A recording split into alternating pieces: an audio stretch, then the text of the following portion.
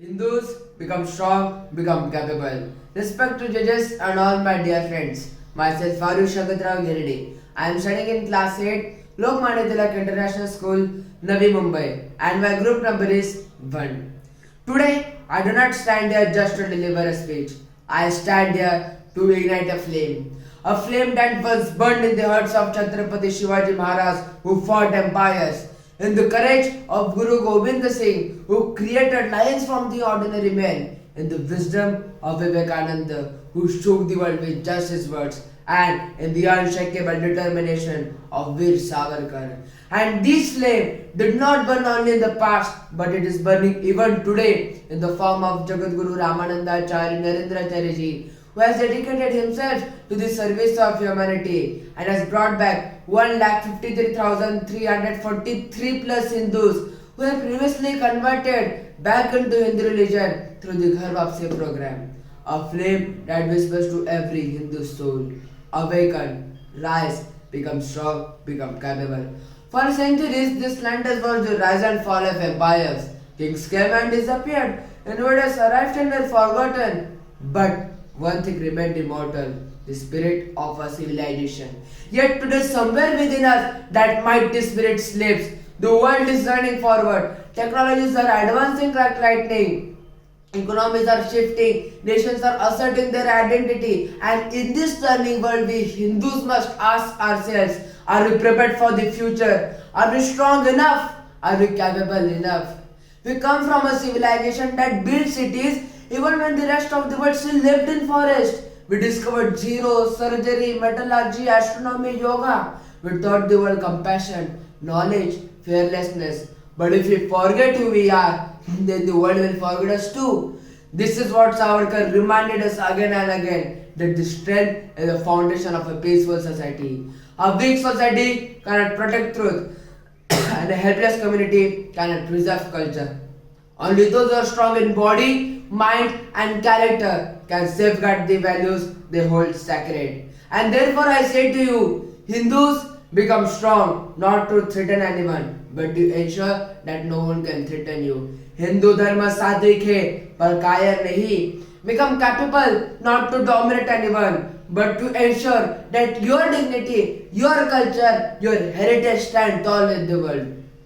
Look at history. Whenever Hindus forgot their unity, whenever they become comfortable, lazy, or self-doubting, whenever they are not cast an ego to divide them, that is when they fail. Not because the enemies were powerful, but because we weakened ourselves. The biggest threat to Hindus is not from the enemy outside, but from the ignorance inside. The time has come to rise above differences. The time has come to end that weakness forever. To see each other not through the lens of caste or religion, but through the ancient truth that binds us all. That we are the children of the same ancient civilization, the inheritors of the same unbroken culture. The future belongs to those who are strong, confident, courageous, and capable. And capability today means more than just physical strength. It means knowledge, it means education, it means understanding technology, science, and global challenges. It means being as comfortable with coding and robotics as you are with chanting a shloka. Savarkar himself believed that true devotion is not in blind faith, but in fearless progress, scientific thinking, and in breaking chains of ignorance. What does it mean to be strong in the 21st century? It means standing tall without apology. It means respecting your culture without hiding it. It means speaking the truth even when your voice shakes. It means protecting the weak, uplifting the fallen, and fighting injustice wherever you see it. It means carrying the courage of Chhatrapati Shivaji Maharaj in your blood, the intellect of Chanakya in your mind, and the compassion of Buddha in your heart. The world does not respect those who stay silent. The world does not honor those who bend. The world salutes to those who walk with confidence and speak with fire in their voice. And the Hindu who does not know his history is like a warrior who does not know his swords. If we forget our own history, then someone else will relate it.